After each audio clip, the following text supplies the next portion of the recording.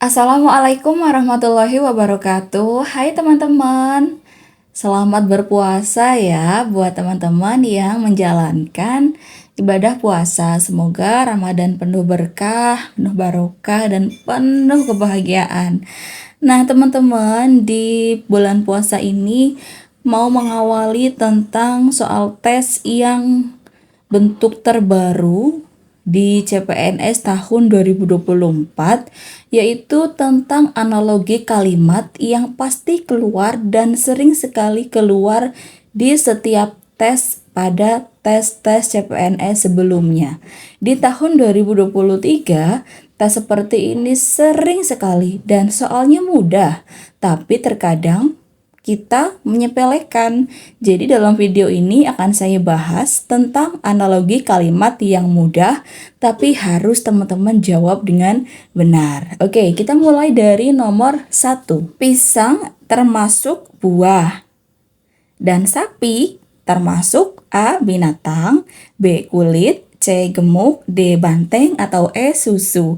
Jadi pisang ini merupakan salah satu nama dari buah, ya kan? Berarti kalau sapi adalah salah satu nama dari, ya, tepat sekali, binatang. Ini sangat mudah, tapi teman-teman kalau misalnya dalam keadaan panik, gugup, dan grogi, pasti akan menjawab nggak sesuai dengan apa yang diinginkan oleh soal ya.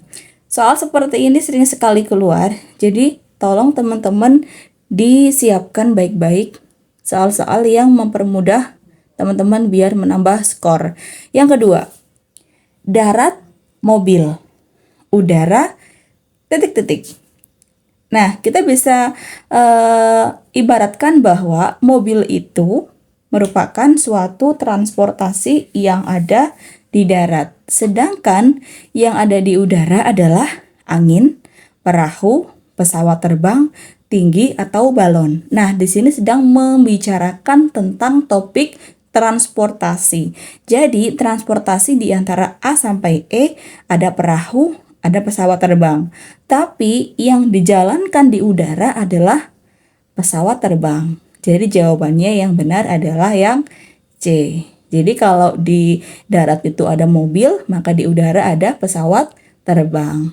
Nomor 3, telepon merupakan salah satu alat komunikasi.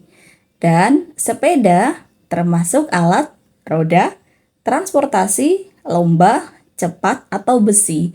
Jadi di sini sedang membicarakan topik tentang telepon itu alat apa sih? Nah, karena di sini merupakan alat dari sebuah alat komunikasi, berarti sepeda bisa dilogika bahwa sepeda merupakan salah satu alat dari sebuah transportasi ya. Jadi nggak mungkin dong kalau misalnya sepeda itu salah satu bentuk dari roda ya kan. Jadi topiknya di awal, telepon merupakan alat komunikasi, maka sepeda merupakan salah satu juga dari alat. Iya. Kemudian kita ke nomor 4 ya kan. Di sini ada televisi merupakan salah satu alat yang mengeluarkan media gambar. Jadi, televisi merupakan alat yang mengeluarkan media gambar. Kalau radio merupakan suatu alat yang mengeluarkan penyiar, listrik, merdu, suara, atau alat elektronik. Jadi jawaban yang E juga kayak bener ya, cuman di sini topiknya adalah televisi itu outputnya apa sih? Nah, karena televisi adalah outputnya gambar, jadi kalau radio berarti outputnya merupakan sebuah suara. Jadi kita bisa mendengarkan dari radio itu hanya suaranya saja ya. Jadi jawaban yang benar adalah yang D. Nomor 5 nih teman-teman.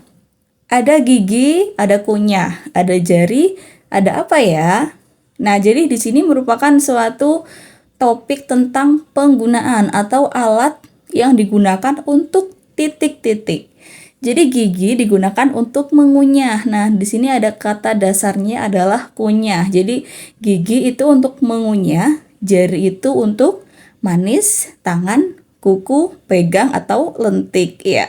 Jadi kita bisa dianalogikan bahwa gigi untuk mengunyah dan jari untuk memegang. Karena diambil kata dasarnya, berarti yang diambil adalah kata pegang. Jadi jawabannya adalah yang D.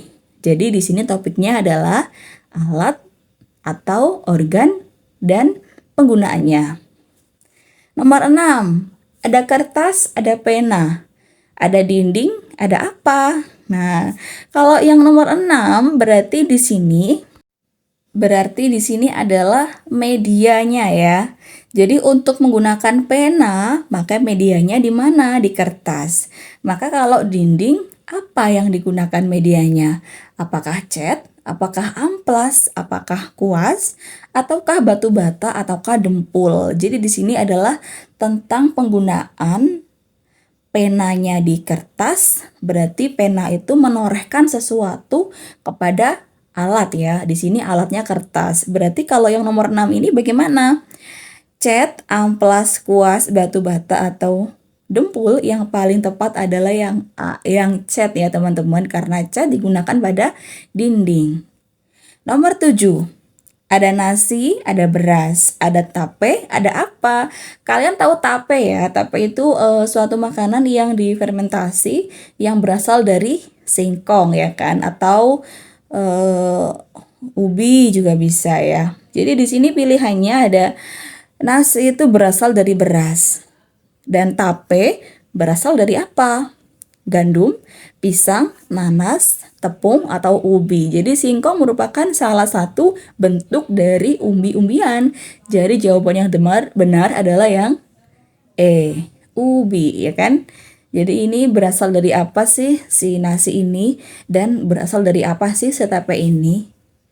Nomor 8 merupakan suatu kayak lawan kata ya. Ada datang, ada pergi. Ada awal, ada tengah, kemudian akhir setelah zaman.